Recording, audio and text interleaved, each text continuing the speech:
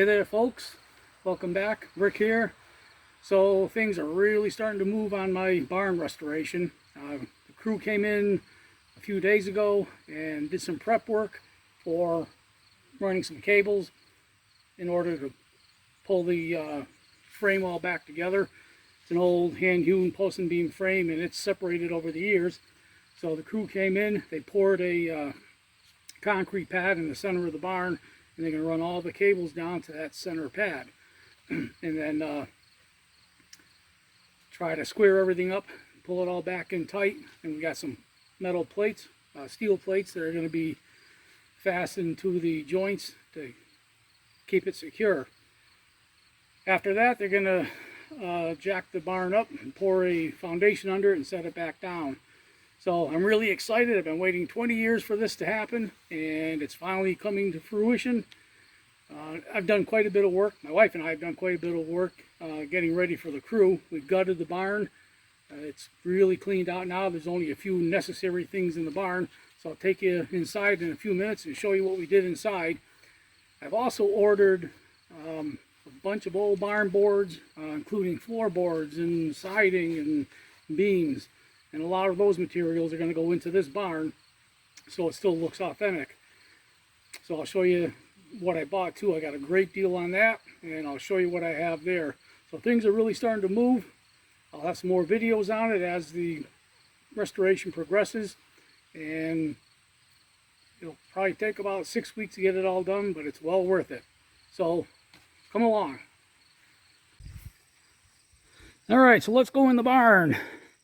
I'll show you the framework a little bit, and I'll show you what I did.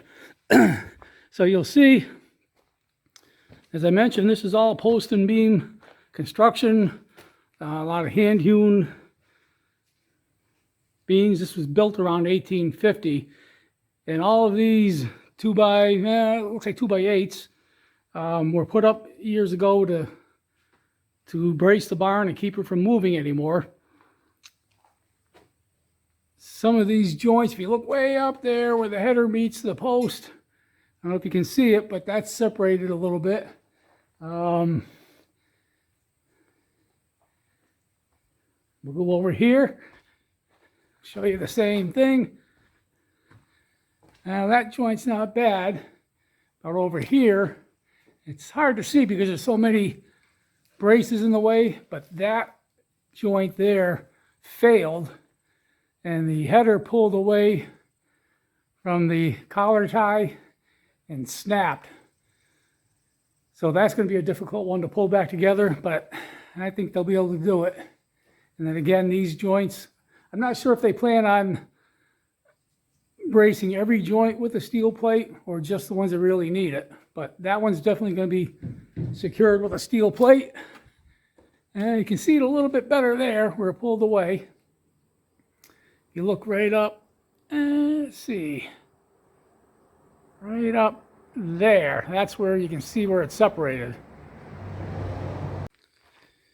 All right, now over here in this corner, as you can see, this is in really rough condition. The sills rotted out over here, and over here. The walls rotted here. So there's going to be some extensive repairs in this area. Looks like there was probably a window here at one time.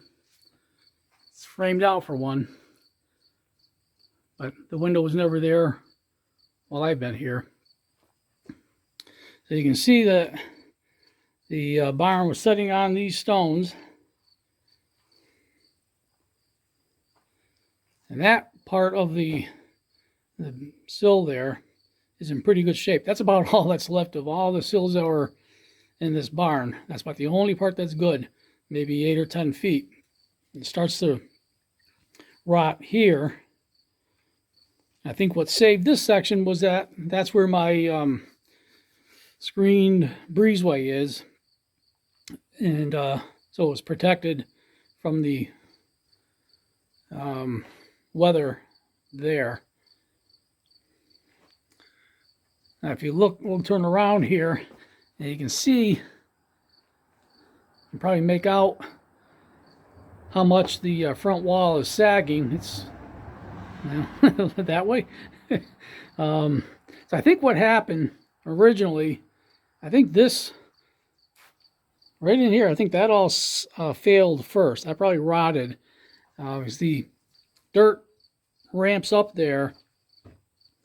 So I think when the barn was first built, they ramped up the dirt out there to bring, so the wagons could come in through the doors and bring in the hay.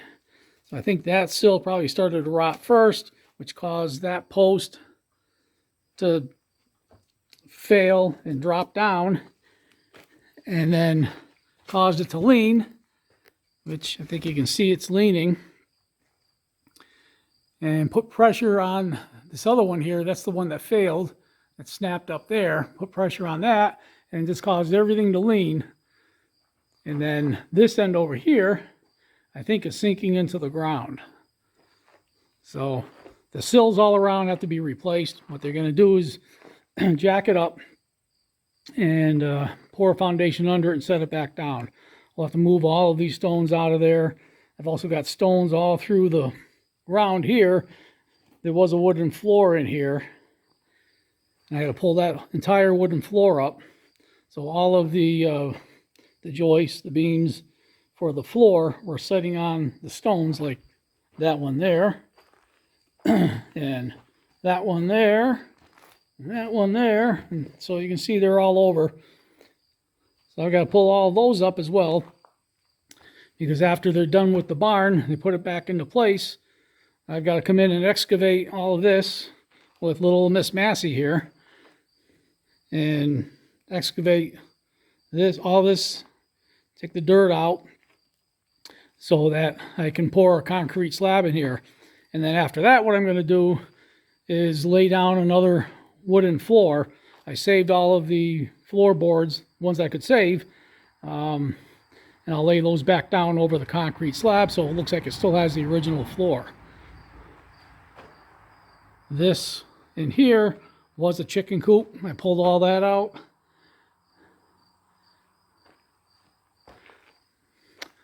There was a loft all through here. I pulled all that out. I think that might be on another video. And here's the roof, the ceiling.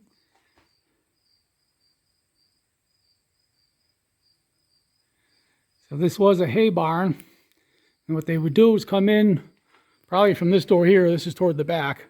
They come in, unload all the hay, and the hay would go over on this side for threshing and processing. And then they'd probably go out the front door and back around to the field. This side here, that's where they kept their animals, probably horses. I'm not sure. I don't think there were ever any cows here, but they must have had at least horses or maybe oxen for pulling the wagons. That's the old loft up there. But all the spaces between the boards there were for airflow for the hay. So, broad overview.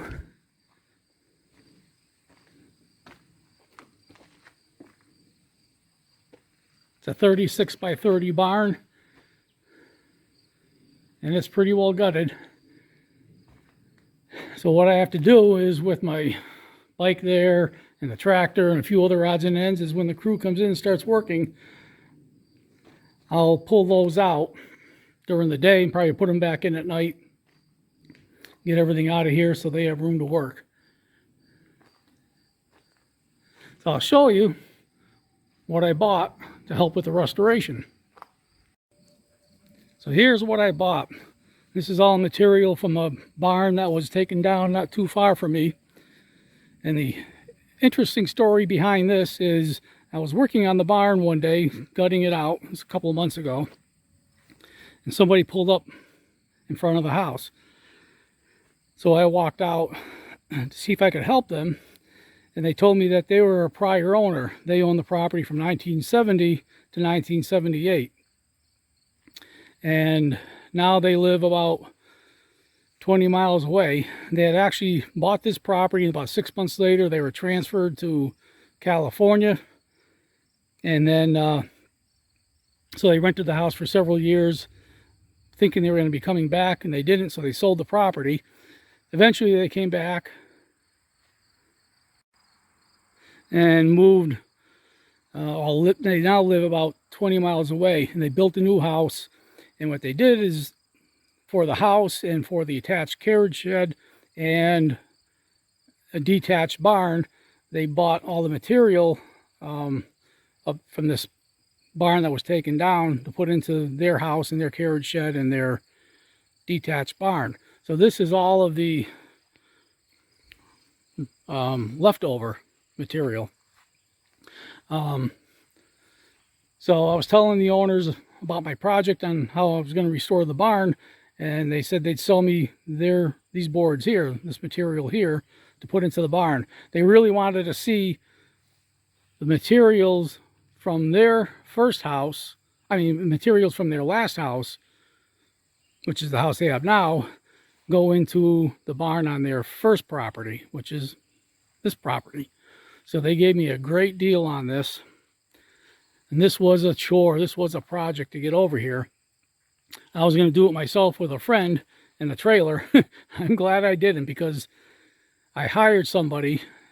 There's a crew of 4 guys with 2 big trucks, and this was a full day project. So it was the 4 of them, and then I helped some, and it was a full day project to load this stuff up, get it over here and unload it. And some of these beams, especially this long one here, which I think was 23 feet if I remember correctly, that one was heavy. So it probably would have taken me several days to get this all done by hand. So what I've got are all of these beams.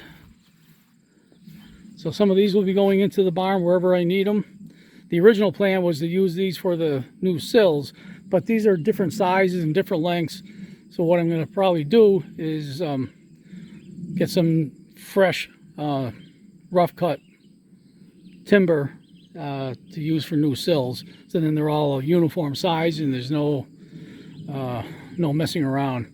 And then I'll use these for inserting wherever I have a snap beam or post or whatever I have. I've got other plans for these too, which I'll tell you about in a minute. Then these are all the floorboards that I'm going to be putting in. The boards that I pulled out are in another pile. These are all the floorboards that I bought. So these I'll put into the barn where I need to. I'll probably have several left over. Over here I've got siding. I think these are the siding boards in here. And some siding boards over here. And then some roof boards as well. So all of those, all of that, and then a couple of massive doors. This door right here is 1/2 of the door. That piece, and then the piece right behind it, you see the wheel there. So we had to cut that in half to get it here. We cut it lengthwise so I can put it back together and you won't even know it was apart. I'll just have to replace some backing boards on it. And then there's another cool door over here. That one there, the little window in it. I might use that for one of my doors. The first one I showed you there, that's probably going to be used for the front door on my barn. I just have to figure out how I'm going to get that put into place. I'll probably need a few people to help me with that, because that thing is heavy.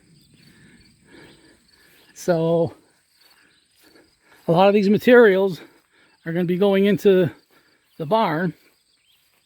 So the floorboards obviously going into the floor. I'll use some of the siding material where I need to. It'll blend in fairly well with my barn. So what I'm going to have to do is replace some of those boards. They're going to get cut to get all the cribbing in when they jack the barn up. And then I'll replace whatever boards I have to that are rotted, so I'll use all that material. And then whatever materials are left over here, I'm going to use for some covered bridges. There's some brand new bunny rabbits in there for my grandson. These just came in the other day, and my son-in-law is building the hutch for it. But here's the materials that I took out. A couple of nice copper sheets that I'll incorporate into the barn somewhere, maybe around the windows.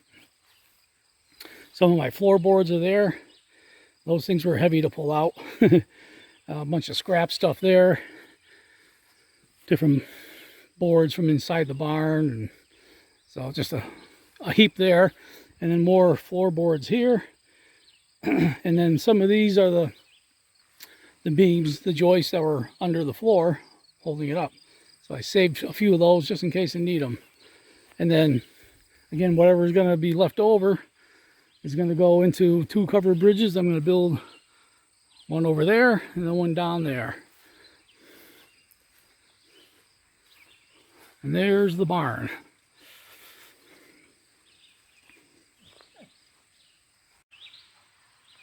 So that's the project. Stay tuned. We'll have some further videos as the project progresses. So thanks for watching. Have a good day.